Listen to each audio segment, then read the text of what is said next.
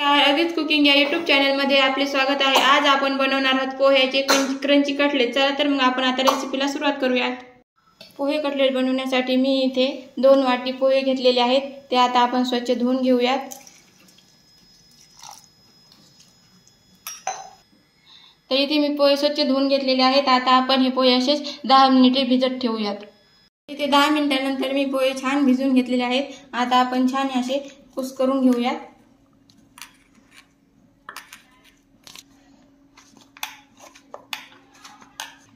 तर इथे मी हे छान कुस्करून घेतलेले आहे। आता आपण ते ताटामध्ये काढून घेऊयात। आता यामध्ये घालूयात मी इथे 2 बटाटे उकडून छान मॅश करून घेतलेले आहेत। ते आपण यामध्ये घालून घेऊयात आणि हे दोन्ही छान असं मिक्स करून घेऊयात हाताने असं चुरून चुरून।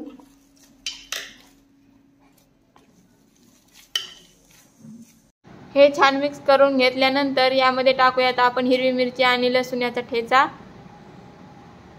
चवीपुरतं मीठ आणि थोडासा लिंबाचा रस आपण यामध्ये टाकून घेऊयात। आता हे छान मिक्स करून याचा छान गोळा करून घेऊयात।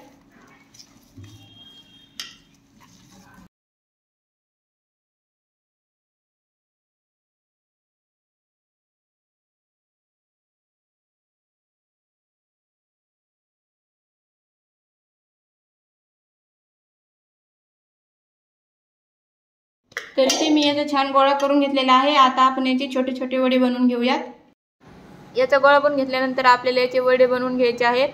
चप्पट चप्पट असे आपल्याला याचे वडे बनवून घ्यायचे आहेत।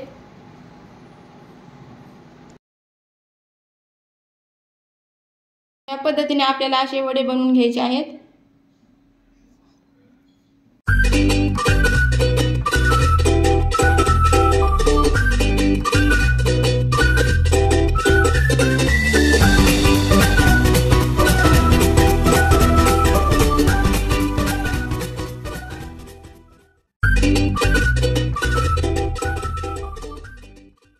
तर अशा पद्धतीने मी इथे सर्व वडे बनवून घेतलेले आहेत। आता आपण ते फ्राय करून घेऊयात।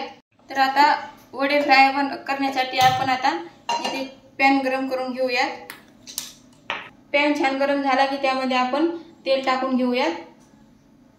एक पळीभर तेल मी यामध्ये टाकून घेतलेलं आहे। तेल छान गरम करून घेऊयात। तोपर्यंत आता आपण वडे आपण बारीक रव्यामध्ये असे घोळून घेऊयात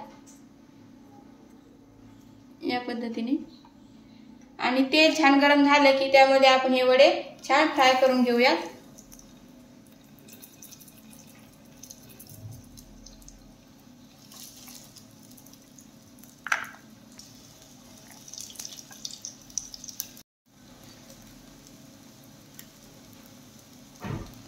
खालची बाजू छान फ्राय झाली की आपण ती पलटून घेऊयात।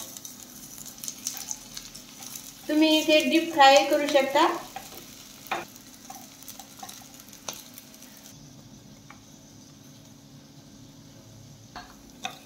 तर इथे दोन्ही बाजूने छान इथे आपले कटलेट फ्राय झालेले आहेत। आता आपण ते काढून घेऊयात।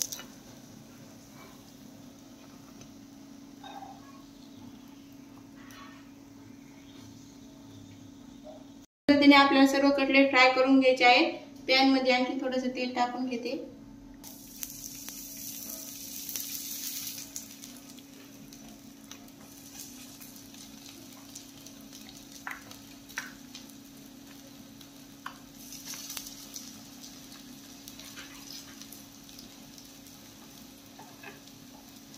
आता आपण हे पलटून घेऊयात।